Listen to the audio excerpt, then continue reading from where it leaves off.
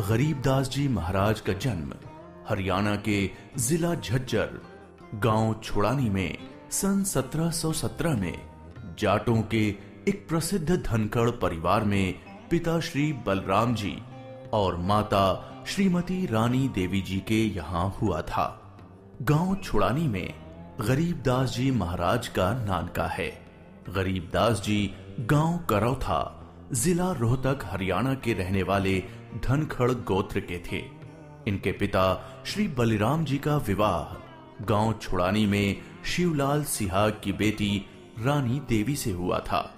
श्री शिवलाल जी का कोई पुत्र नहीं था, इसलिए श्री बलराम जी को घर जमाई रख लिया गया था। गांव छुड़ानी में रहते 12 वर्ष हो गए थे, तब संत गरीबदास महाराज जी का जन्म गांव छुड़ानी में हुआ था।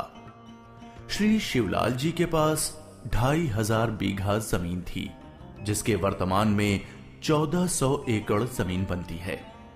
उस सारी जमीन के वारिस श्री बलराम जी हुए तथा उसके पश्चात उनके इकलौते पुत्र संत गरीबदास जी उस सर्व जमीन के वारिस हुए। गरीबदास जी बचपन से ही अन्य ग्वालों के साथ गौ चराने जाते थे। कबलाना गांव की सीमा से सटे नला नामक खेत में 10 वर्ष के बालक गरीबदास जी जांडी के पेड़ के नीचे प्रातः 10 बजे अन्य ग्वालों के साथ जब भोजन कर रहे थे, तभी वहां से कुछ दूरी पर सत्य पुरुष कबीर साहिब जिंदा महात्मा के रूप में सतलोक से अवतरित हुए। गरीबू, सूरज सर पर आने वाला है, चलो हम सभी भोजन कर लेते हैं। हाँ चलो। हाँ, चलो चलो चलो उस जांडी के पेड़ के नीचे बैठते हैं। आ जाओ चलो चलो सभी चलो। अपनी पोटली खोलते हैं। देखो तो सही मेरी पोटली में क्या है आज। लो गरीबू, तुम भी खाओ इसमें से। हाँ।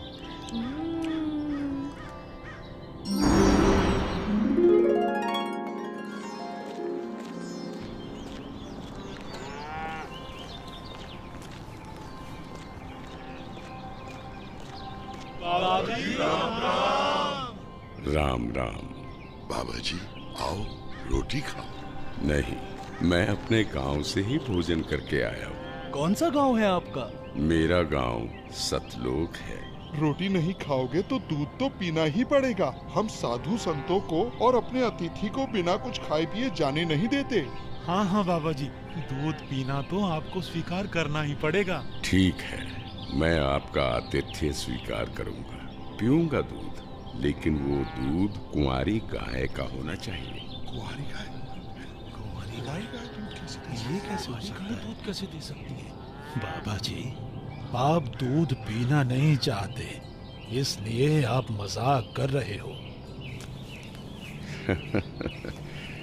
ऐसी बात नहीं है, मैं कुंवारी गाय का दूध पीता हूँ, इसलिए अगर आप मुझे कुंवारी गाय का दूध पिला सकें तो मैं आपका दूध स्वीकार कर लूंगा। महाराज, इस बच्चे के ना तो अब तक कोई बच्चा हुआ है, ना ही उसके कोई स्तन है, फिर ये दूध कैसे देगी? देगी, जरूर देगी। अगर आप लोगों के पास कोई ऐसा बर्तन है जिसमें दूध को निकाला जा सके तो मुझे दो। बाबा जी, ये रहा बर्तन। अब इसे स्तन वाली जगह पर पकड़ कर बैठो।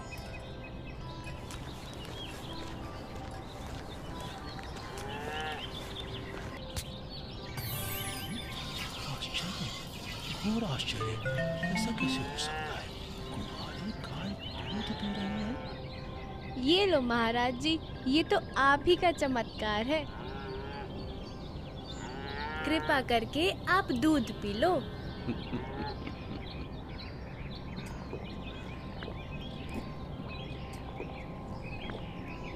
ये लो, ये बाकी बचा दूध आप लोगों के लिए प्रसाद है, आप ग्रहण करें।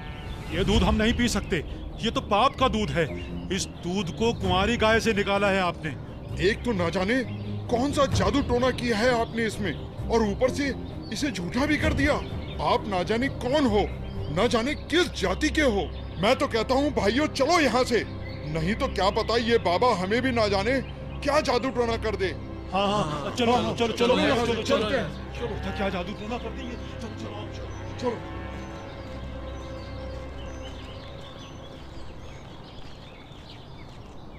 लाओ भगवान, ये प्रसाद मुझे दे दो, फिर ना जाने कब आपका बनाया हुआ प्रसाद नसीब हो।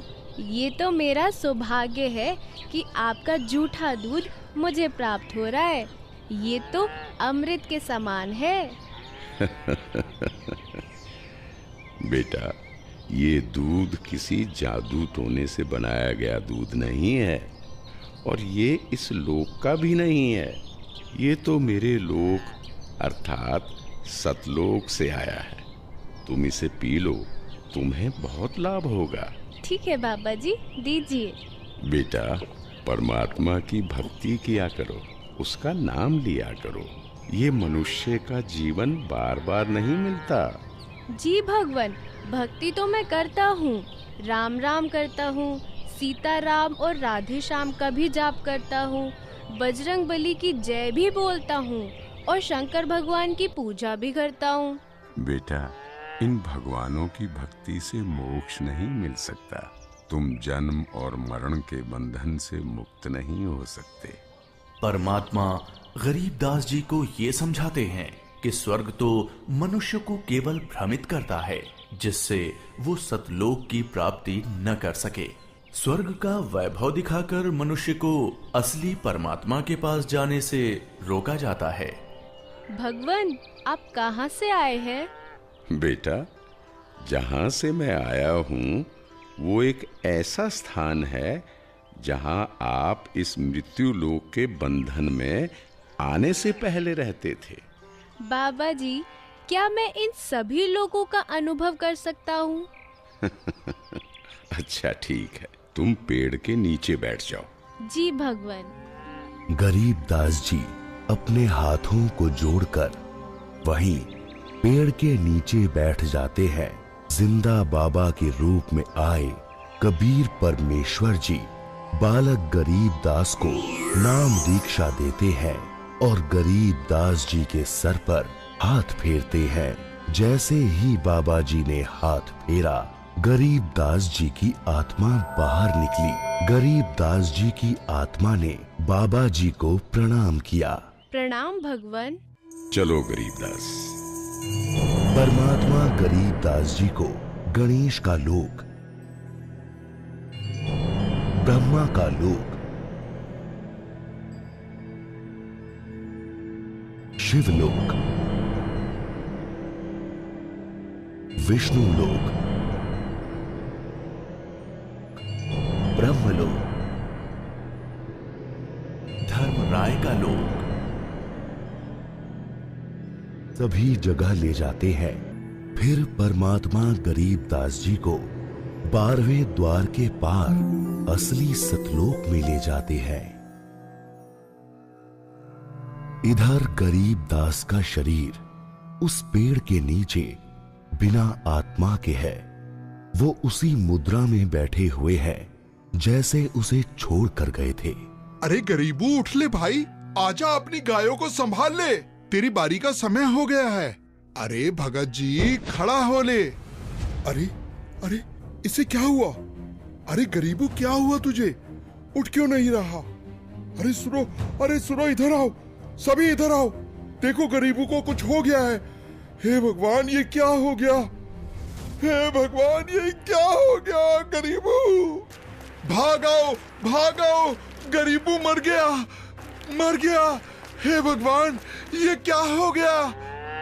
वहीं दूसरी ओर गरीबदास जी महाराज की मृत्यु की खबर जैसे ही छुड़ानी गांव में पहुंचती है, तो गरीबदास महाराज के माता पिता अपने इकलौते पुत्र को देखने के लिए खेतों की ओर दौड़ते हैं और अपने इकलौते पुत्र के शव को देखकर रानी मां व्याकुल हो उठती हैं।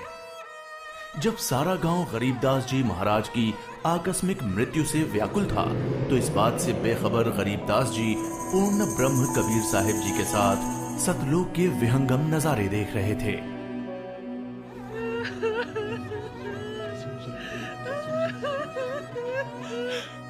गरीबों को उसी पाखंडी बाबा ने दूध पिलाकर मारा है।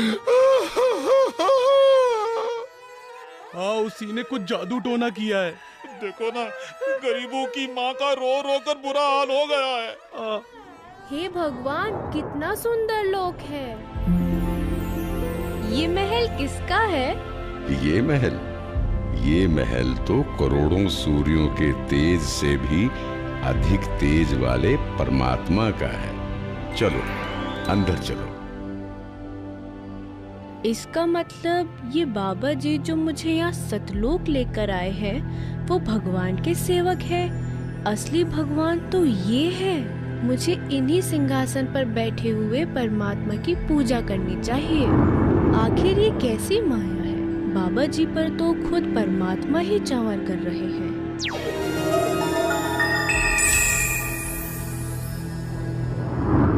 बेटा गरीबदास, जिस मृत्युलोक में तुम रह रहे हो वो एक यातना देने की जगह है। वो तुम्हारे लिए एक कारागार है। वहाँ कोई भी जीव सुखी नहीं है। चाहो तो नीचे मृत्युलोक की तरफ देख लो।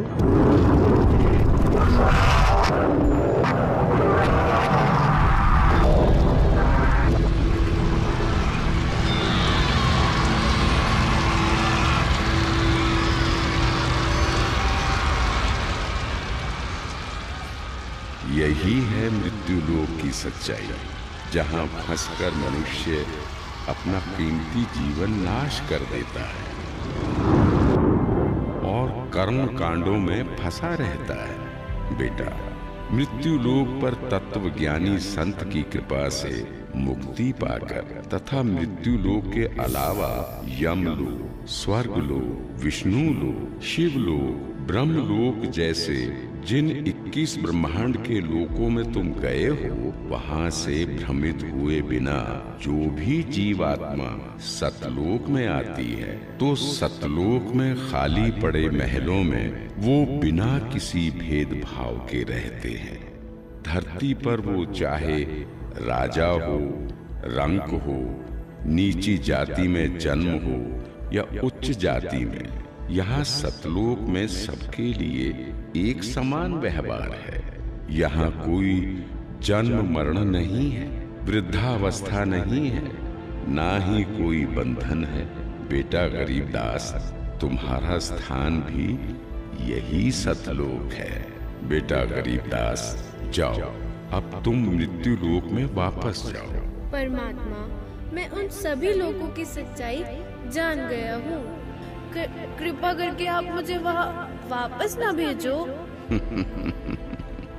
बेटा, तुम ऐसे यहाँ नहीं रह सकते, क्योंकि जब आप यहाँ से गए तो आप पुण्यों से परिपूर्ण थे। तो इसलिए तुम जब उस लोक में उतने ही पुण्यों से परिपूर्ण हो जाओगे तभी इस लोक में वापस आ सकोगे और एक स्थायी स्थान को प्राप्त कर सकोगे। बेटा, मैं तुम्हें एक ऐसी अनमोल भक्ति दूंगा जिसके साथ तुम नीचे मृत्युलोक में जाओगे और वहां थोड़े ही प्रयास में पुण्यों से धनी हो जाओगे। नीचे जाकर मेरे ज्ञान का प्रचार करो, सच्चे परमात्मा के बारे में लोगों को बताओ। वहां रहने वाले तुम्हारे सभी भाई बहन यहीं से गए हैं और काल के जंजाल में फंसकर गलत रास्ते पर चल रहे हैं। जी भगवान। इधर दूसरी तरफ गरीबदास जी के परिजन उनके शरीर को लेकर अंतिम संस्कार की क्रिया करने लगे। प्रपट्टन वो परलोक है जहाँ अदली सतगुरु सार, भक्ति हेत से उतरे पाया हम दीदार। बेटा, तुम्हारी तो मृत्यु हो गई थी। नहीं पिताजी, मेरी मृत्यु नहीं हुई थी। जो बाबा जी हमारे पास आए थे वो तो साक्षात कबीर भगवान थे। वो मुझे अपने सतलोक ले गए थे। सतलोक? हाँ, सतलोक जो सभी लोकों से ऊपर है, वही हमारा असली घर है।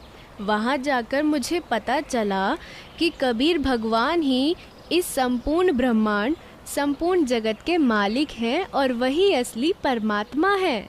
बोलो कबीर भगवान की जय।